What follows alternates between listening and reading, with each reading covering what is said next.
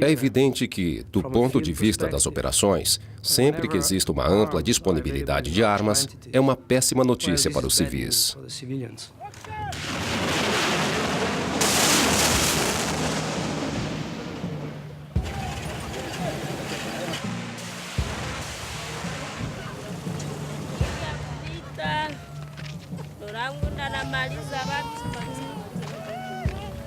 Le cartouche.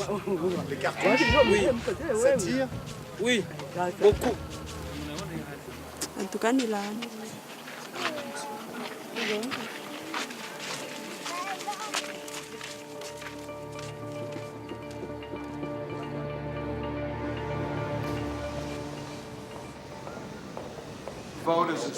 A votação é a seguinte: votos favoráveis, 154.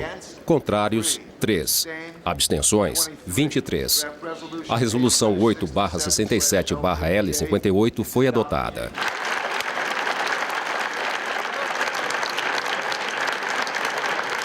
Foi um resultado contundente. 154 estados votaram a favor, uma votação bastante expressiva. Se fosse possível, eu preferiria ter chegado a um consenso, mas fico muito satisfeito com a adoção do tratado. O Tratado sobre o Comércio de Armas é um verdadeiro avanço histórico. Os estados concordaram com os controles internacionais das transferências de armas convencionais. Isso é importante, sobretudo porque foi feito por um motivo humanitário, que é a redução do sofrimento humano. Bem, os próximos passos têm a ver com a entrada em vigor. Temos que conseguir que 50 estados assinem e ratifiquem o tratado para que entre em vigor e o processo de implementação se inicie. Isso é fundamental.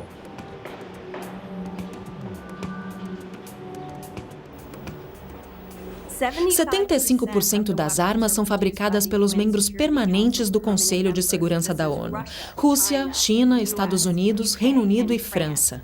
Há também os países que são potências emergentes e estão entrando na corrida armamentista. Se não implementarmos um tratado sobre o comércio de armas, haverá uma competição acirrada. Haverá uma corrida armamentista que será catastrófica para milhões de pessoas em todo o planeta. Mantemos a posição de que existe uma base para o tratado jurídico. Há inúmeros governos responsáveis no mundo todo cujas forças de defesa necessitam renovar ou substituir seu material bélico periodicamente. O tratado determina que um Estado não deverá autorizar uma transferência de armas caso tenha o conhecimento de que estas serão utilizadas para cometer atos de genocídio, crimes contra a humanidade ou crimes de guerra. O tratado também estipula que mesmo que um Estado não tenha certeza de que as armas serão usadas para cometer esses crimes, deverá avaliar os riscos de que sejam empregadas para cometer graves violações do direito internacional humanitário ou dos direitos humanos. Se houver um risco evidente de que ocorrerão violações, a exportação de armas não deverá ser realizada. Quando fazemos a avaliação, observamos um conjunto de critérios e tentamos entender qual é a situação atual do país e também como será no futuro. Precisamos pensar mais à frente quando tomamos as decisões sobre as exportações. O que realmente defendemos é que se tenha um nível de cuidado extraordinário ao exportar armas no âmbito do comércio lícito. Os governos já devem ter aprendido a lição do efeito bumerangue, ou seja, o perigo de que as armas lícitas que eles fornecem possam entrar rapidamente no mercado ilegal e desestabilizar regiões inteiras, destruir comunidades e ir contra os próprios objetivos de segurança nacional, que foram os motivos iniciais para mandar armas para aquelas regiões.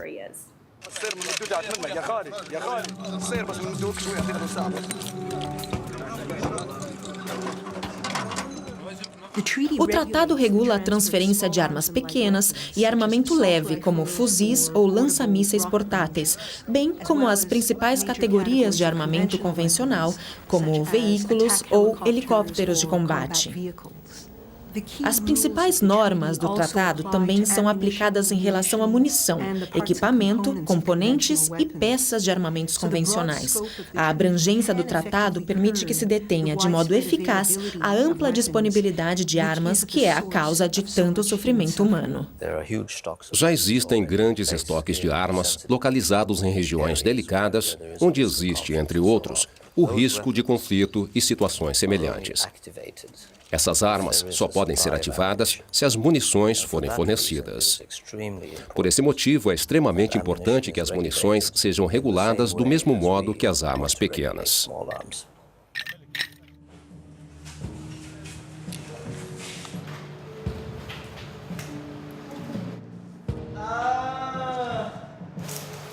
Taken out from him. Yeah? How many bullets of that do you have to extract every day? You cannot count. There are many.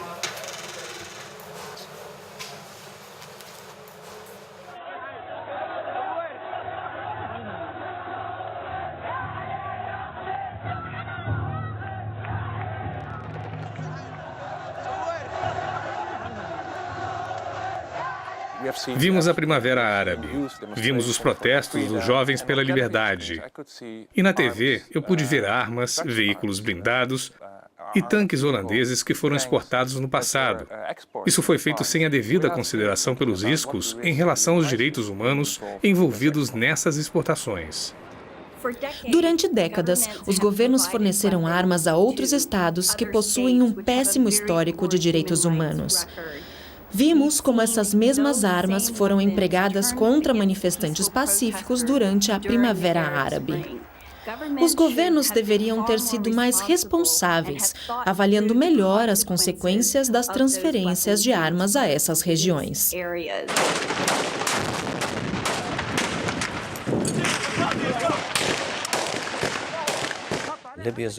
A Líbia é um bom exemplo. Provocou uma reflexão profunda nos países exportadores sobre as consequências das exportações lícitas.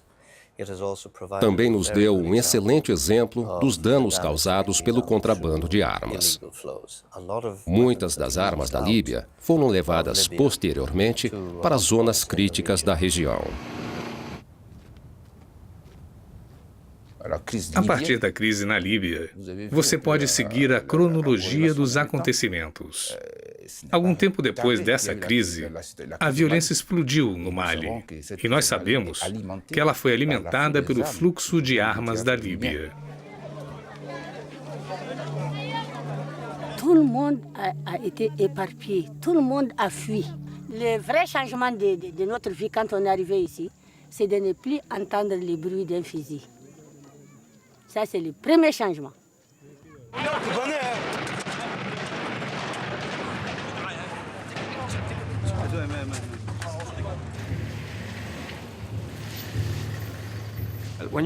Quando uma pessoa está no meio de um conflito, tudo está relacionado com o medo, com a humilhação de não conseguir proteger sua própria família e seus bens.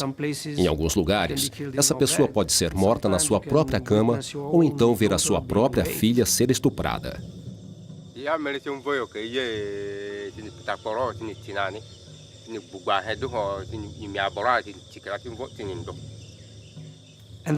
Os moradores que têm sorte são aqueles que conseguem fugir das suas casas, das suas aldeias, levando quase nada e fugindo para as áreas desertas, tentando sobreviver e encontrar um lugar melhor para eles e suas famílias.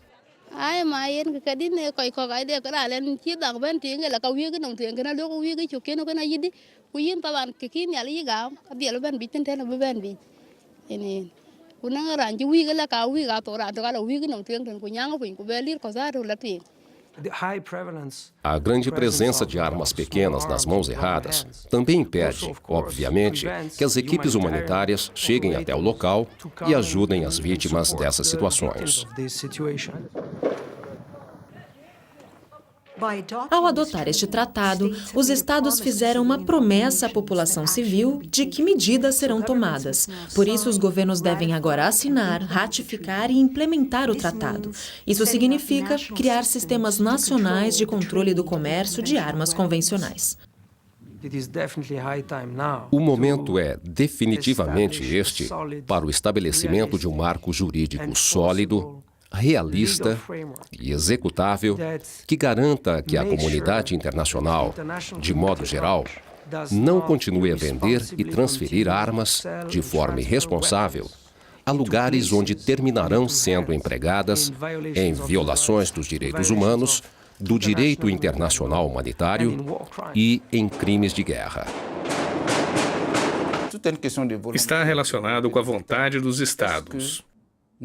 Queremos que o mundo seja um lugar mais seguro? Queremos maior estabilidade?